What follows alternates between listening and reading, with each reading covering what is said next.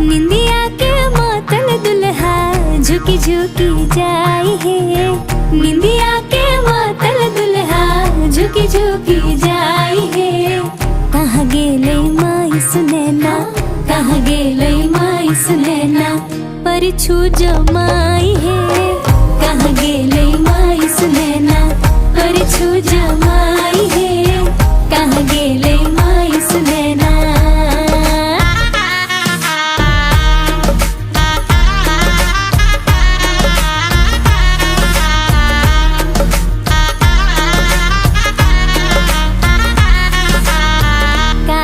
ही बास के रडल बाबू नाई है।